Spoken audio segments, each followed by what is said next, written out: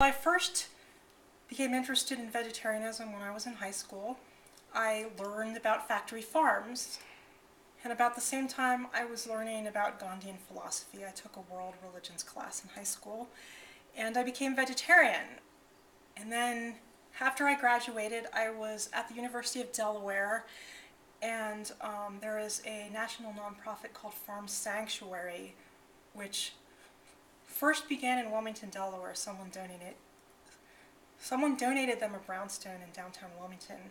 And so I volunteered for them, and what I did was take undercover video at stockyards in Pennsylvania.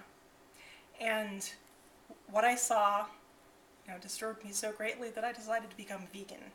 And I've been vegan ever since. So I've been vegan, I don't know.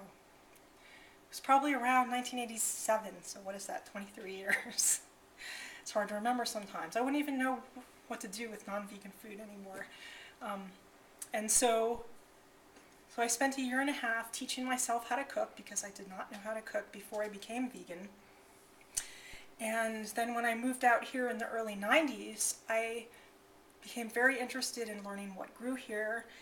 And my very first idea, which turned out to be too large and unmanageable, was to write a book that would explain how to cook all the foods you can grow out here since the climate is so specialized.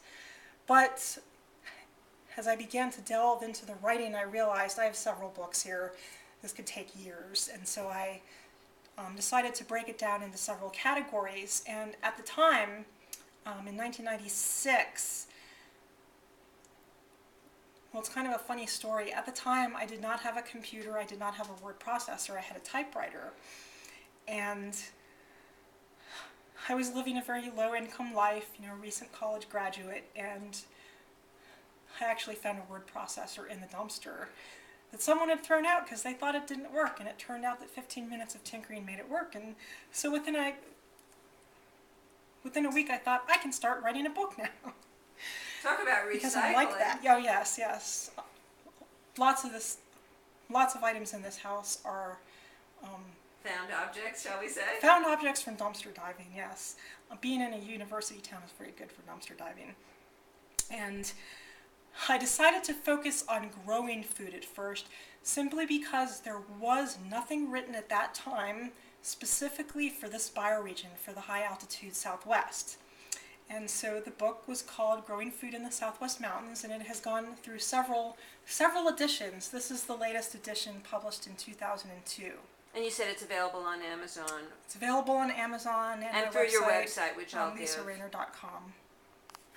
So after that book was written, I continued to experiment, and right about the time that the gardening book was published, I started working with sourdough bread. I had been very interested in being more food self-sufficient and doing things for myself, and I really liked the idea. Sorry. I really liked the idea philosophically of not having to buy yeast. I liked the idea of being self-sufficient with my bread. And so my first sourdough culture came from Sourdoughs International in Idaho. And this is actually the Russian culture that he sells. And I really recommend this culture for people who are just getting into sourdough, simply because it is the fastest, most vigorous sourdough culture that Ed Wood, the owner of Sourdoughs International, has ever come across. So it's really simple and easy to use. So once you buy it, you just keep the mother. Right. In fact, I can get that out of the fridge. It's all fresh just because it was made this morning.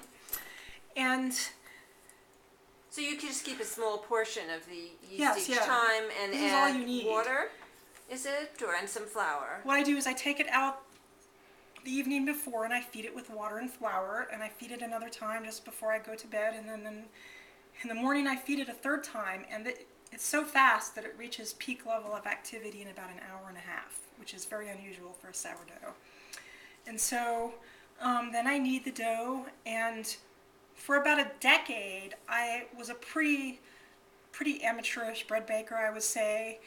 and I had a pretty good sandwich bread that I made. But then it wasn't until about 4 years ago that there was a King Arthur flour. It was an artisan dough. I'm sorry, I have to start over. It's okay.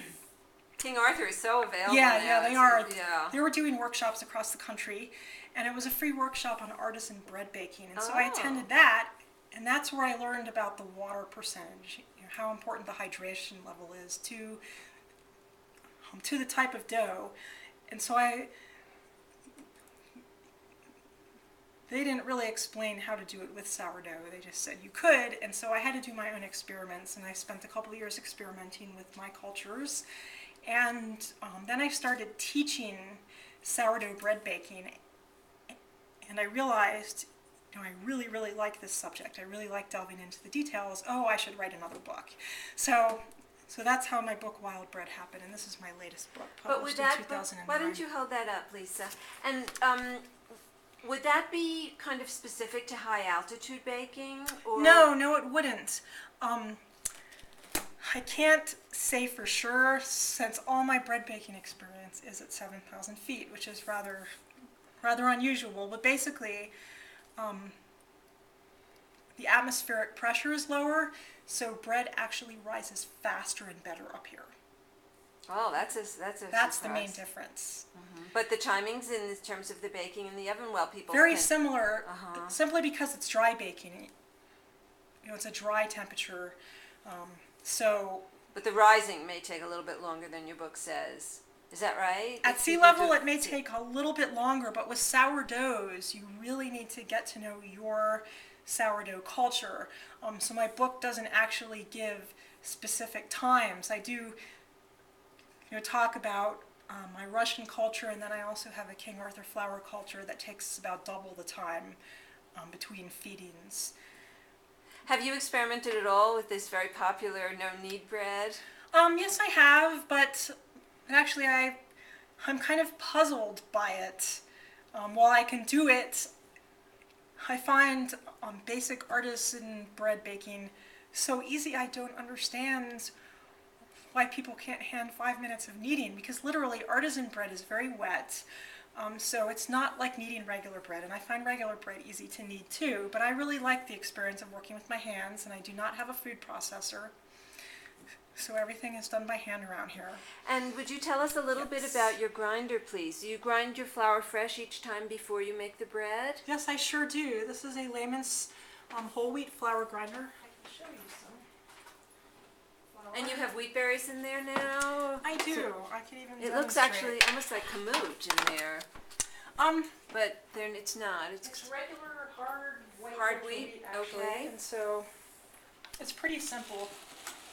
It's really good. And you get your aerobic exercise at the same time. Oh, I definitely do. And I'm a walker and bicycle rider, so this sort of makes a good upper body complement to the. Great. It's so wonderful having fresh flour. Exercises, yeah.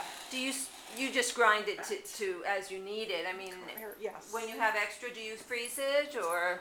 Yes, if I do, but normally I don't. Yeah. How often do you bake bread? Probably twice a week, and my husband actually doesn't like artisan bread. He wants his bread to be square so he can toast it and make a sandwich. It has to be very particular. So I've developed a bread recipe that I have in Wild Bread called Dan's Sandwich Bread, and that's what he eats.